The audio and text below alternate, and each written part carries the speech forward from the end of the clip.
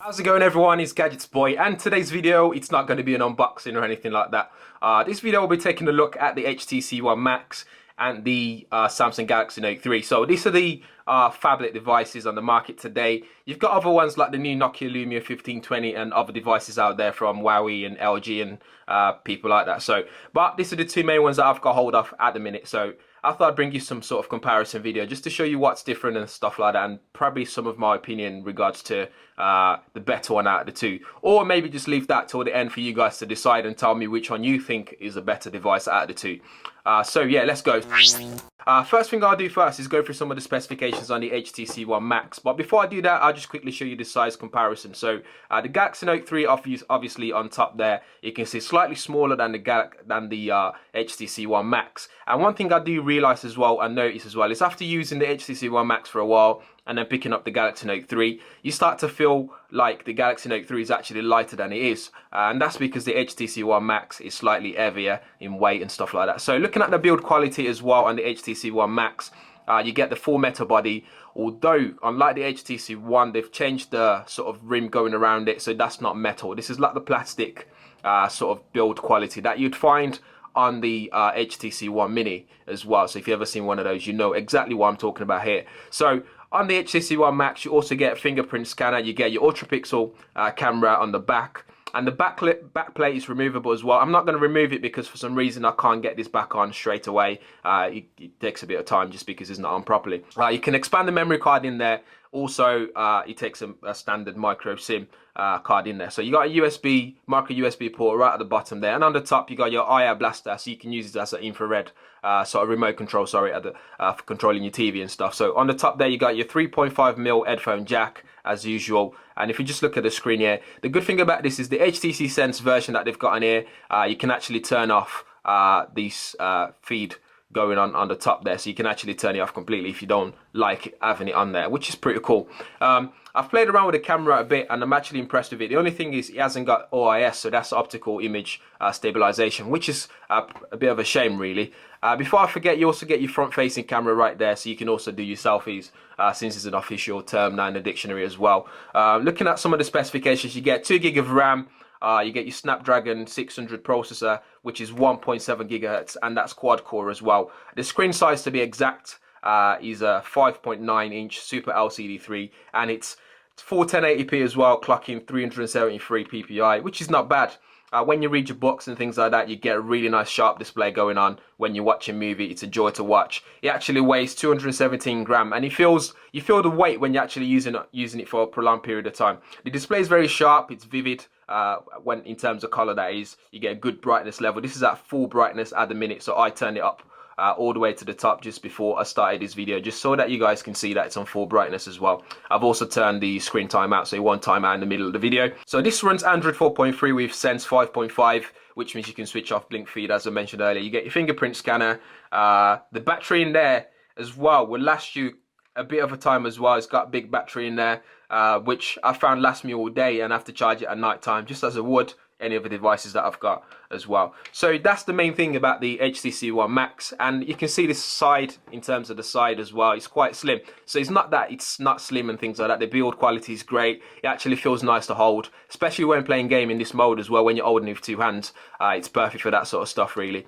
And HTC's iteration of Android with the UI and stuff, it's easy to get on with. It's easy to just straight away put it on and do what you need to do. Although sometimes I prefer to go that way rather than going up and down when I'm scrolling through my applications. So the HTC One Max also features boom sound. So that's the 2 frontal stereo speakers there with amplifier built in as well. So you get better sound quality in comparison to the Samsung Galaxy Note 3 or for any other devices out there on the market, apart from the HTC One itself, for that matter. So check this out. So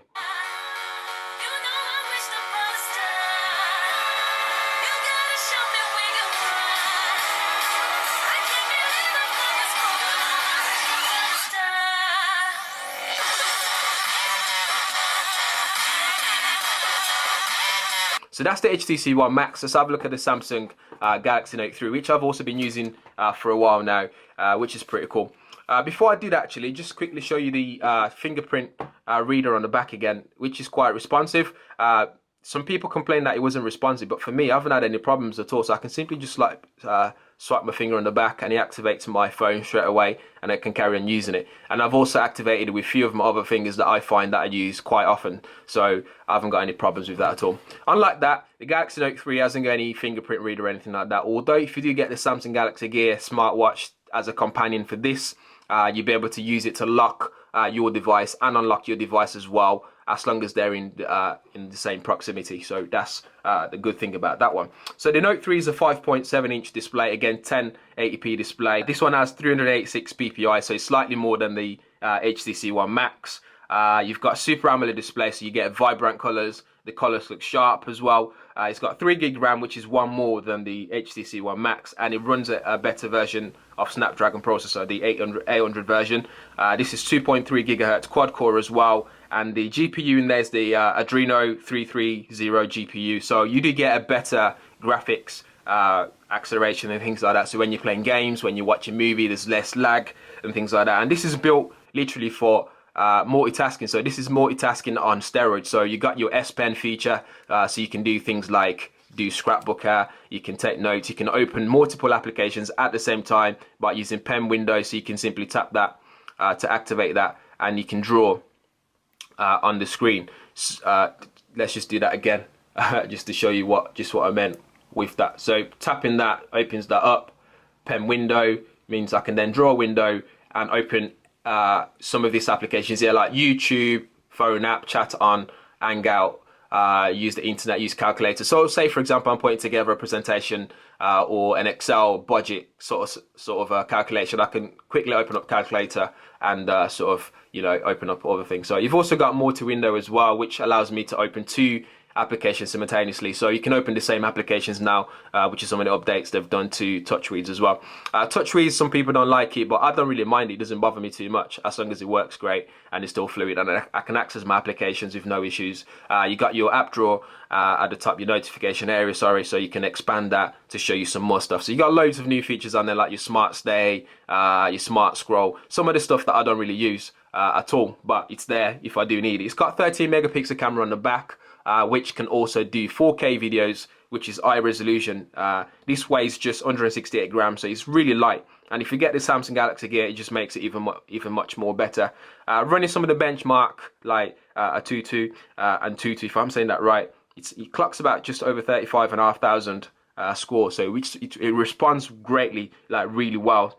This runs 4.3 Jelly Bean as well, with a few updates to it. The battery's big, it's 3,200 mAh. Which lasts me all day and a half as well, depending on what I'm doing and how much I use it. So if I don't use it that much, I get more battery life out of it. But if I use it a lot throughout the day, watching videos, playing Candy Crush and all that kind of stuff, then the battery doesn't last me all day. I have to charge it at night before I go to bed.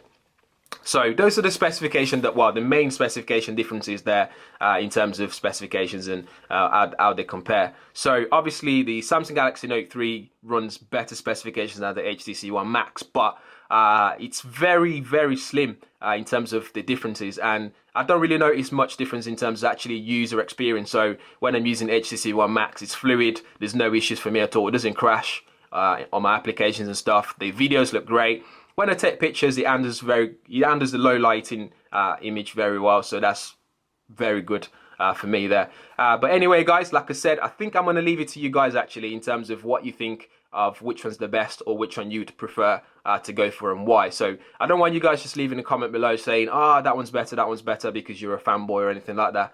Just say which ones you think is better based on the specifications, as well as maybe your user experience and what you think in the comment below, which one you'd prefer.